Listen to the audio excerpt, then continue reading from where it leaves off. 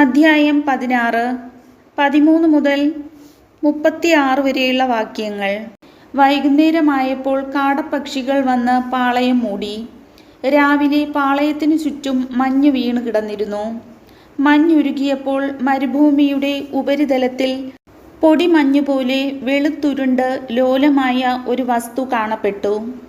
ഇസ്രായേൽക്കാർ ഇത് കണ്ടപ്പോൾ പരസ്പരം ചോദിച്ചു, ഇതെന്താണ്? അതെന്താണെന്ന് അവർ അറിഞ്ഞിരുന്നില്ല. അപ്പോൾ മോശ അവരോട് പറഞ്ഞു, കർത്താവ് നിങ്ങൾക്ക് ഭക്ഷണമായി തന്നിരിക്കുന്ന അപ്പമാണിത്. കർത്താവ് കൽപ്പിച്ചിരിക്കുന്നത് ഇപ്രകാരമാണ്: ഓരോരുത്തനും തൻ്റെ കൂടാരത്തിലുള്ള ആളുകളുടെ എണ്ണമനുസരിച്ച് ആളൊന്നിന് ഓരോ ഓമർ വീതം ശേഖരിക്കട്ടെ. ഇസ്രായേൽക്കാർ അപ്രകാരം ചെയ്തു. ചിലർ കൂടുതലും ചിലർ കുറവും ശേഖരിച്ചു. പിന്നീട് ഓമർ കൊണ്ട് അളന്നു നോക്കിയപ്പോൾ കൂടുതൽ ശേഖരിച്ചവർക്ക് കൂടുതലോ കുറവ് ശേഖരിച്ചവർക്ക് കുറവോ ഉണ്ടായിരുന്നില്ല. ഓരോരുത്തനും ശേഖരിച്ചത് അവന് ഭക്ഷിക്കാൻ മാത്രമുണ്ടായിരുന്നു. മോശ അവരോട് പറഞ്ഞു, ആരും അതിൽ നിന്ന് അല്പം പോലും പ്രഭാതത്തിലേക്ക് നീക്കി വെക്കരുത്. എന്നാൽ അവർ മോശയെ അനുസരിച്ചില്ല. ചിലർ അതിൽ നിന്ന് ഒരു ഭാഗം പ്രഭാതത്തിലേക്ക് നീക്കിവെച്ചു. അത് പുഴുത്ത് മോശമായി. മോശ അവരോട് കോപിച്ചു. പ്രഭാതം തോറും ഓരോരുത്തരും തങ്ങൾക്ക് ഭക്ഷിക്കാവുന്നിടത്തോളം ശേഖരിച്ചു കൊണ്ടിരുന്നു. ബാക്കിയുള്ളത് സൂര്യൻ ഉദിച്ചുയരുമ്പോൾ ഉരുകിപ്പോയിരുന്നു. 6-ാം ദിവസം ഒരാൾക്ക് 2 ഓമർ വീതം ഇരട്ടിയായി അപ്പം അവർ ശേഖരിച്ചു. സമൂഹ നേതാക്കൾ വന്ന് വിവരം മോശയെ അറിയിച്ചു. അപ്പോൾ അവൻ അവരോട് പറഞ്ഞു, കർത്താവിൻ്റെ കൽപ്പന ഇതാണ്: നാളെ പരിപൂർണ വിശ്രമത്തിൻ്റെ ദിവസമാണ്, കർത്താവിൻ്റെ വിശുദ്ധമായ സാബത്ത് ദിനം. വേണ്ടത്ര അപ്പം ഇന്ന് ചുട്ടെടുക്കുവിൻ, വേവിക്കേണ്ടത് വേവിക്കുകയും ചെയ്യുവിൻ. ബാക്കി വരുന്നത് അടുത്ത പ്രഭാതത്തിലേക്ക് സൂക്ഷിക്കുവിൻ. മോശ കൽപ്പിച്ചതുപോലെ മിച്ചം വന്നത് അവർ പ്രഭാതത്തിലേക്ക് മാറ്റിവെച്ചു. അത് ചീത്തയായി പോയില്ല, അതിൽ പുഴുക്കൾ ഉണ്ടായതുമില്ല.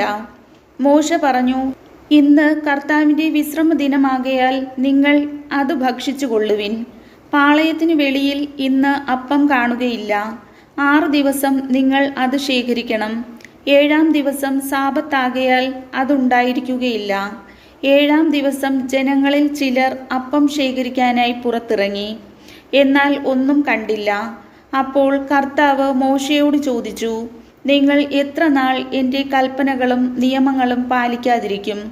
കർത്താവ് നിങ്ങൾക്ക് സാബത്ത് നിശ്ചയിച്ചിരിക്കുന്നു. അതുകൊണ്ടാണ് 6-ാം ദിവസം അവിടുന്ന് 2 ദിവസത്തേക്കുള്ള അപ്പം നിങ്ങൾക്ക് തരുന്നത്.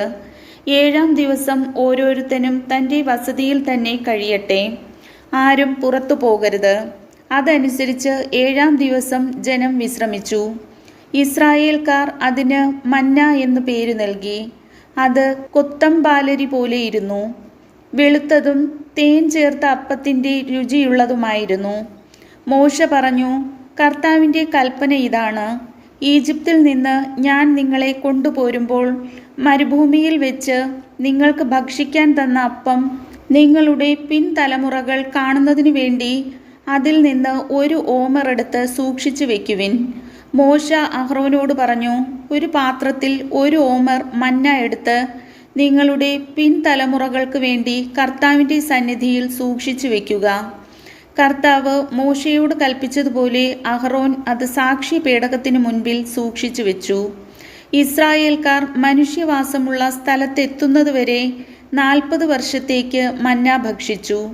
കാനാൻ ദേശത്തിൻ്റെ അതിർത്തിയിലെത്തുന്നതുവരെ മന്നയാണ് അവർ ഭക്ഷിച്ചത്.